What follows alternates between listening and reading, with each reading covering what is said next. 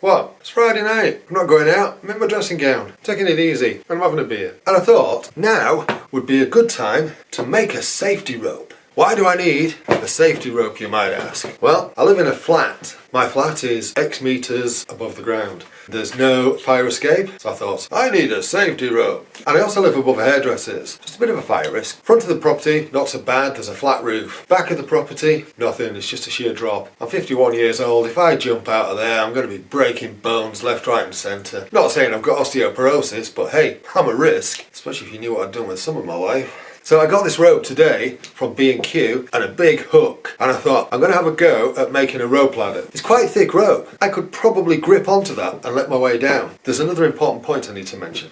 So I've got this rope. You can see that it has a breaking strain of 1,200 kilos. What do you mean that's not heavy enough for me? Cheeky. Anyway, so breaking strain of 1,200 kilos.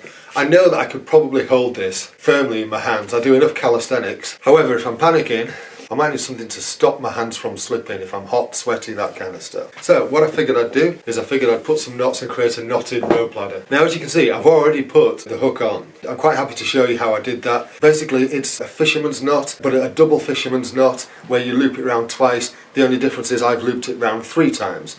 So if I unpick this, I can show you what I've done. The whole idea is you create a slip knot. So let's see if I can show you how I did this. I don't want to actually untie it because I've got it nicely nipped up now. You take this piece, you start at the top and loop it back on itself round, and then you feed that up through the loops that you've created. It's quite easy to find. You'll be able to find a YouTube video showing you how to do this.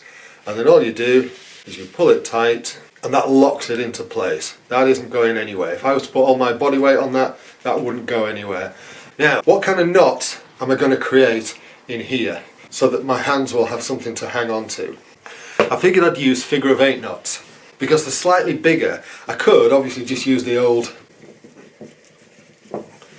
and then you've got a knot. But I figured I better use something a little bit more substantial. So I'm going to put figure-of-8 knots in. And basically what you do is you take the rope to about arm's length and then you let the end hang.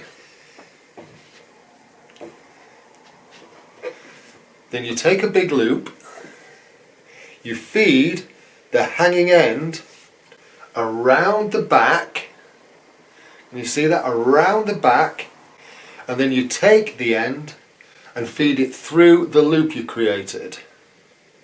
Through the loop.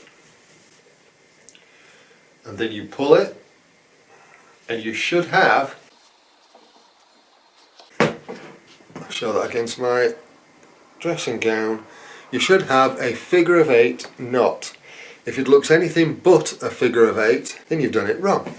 And so that is the first figure-of-8 knot.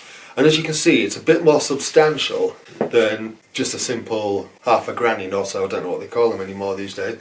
So to continue this, then what I do, to make these an equal distance apart, you take the same length again, take the loop, feed it round the back, and then feed the end back through the loop.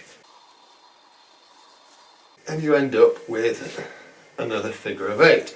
So now we have 2 figure-of-8s in there. One here and one here. And then all I'm going to do is I'm going to repeat that process all the way down the full length of the rope.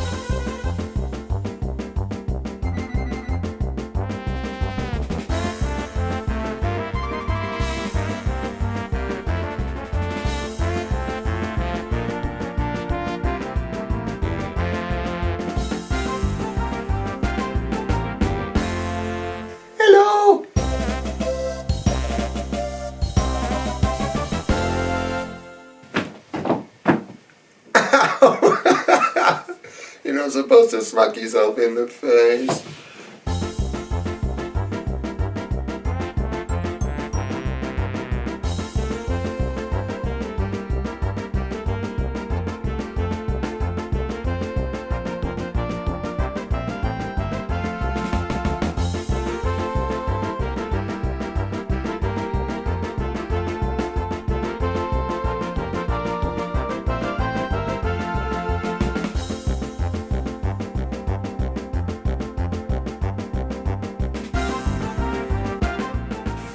think that'll do for now.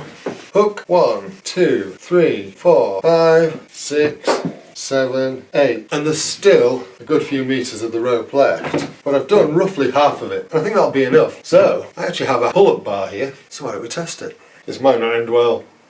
And this should take my weight. Yes! So that's okay. I don't know whether I should maybe move the knots a little bit further closer up, but no, I don't think so. I think if I was actually hanging out of a window, I'd be braced against a wall. So these would probably be round about the right spacing apart. The most important thing is I could get out. I could get out of the flat. Quite chuffed with that actually. That works quite well. Cool! So at least you know now how to make a safety rope to get out of a high window. See you later.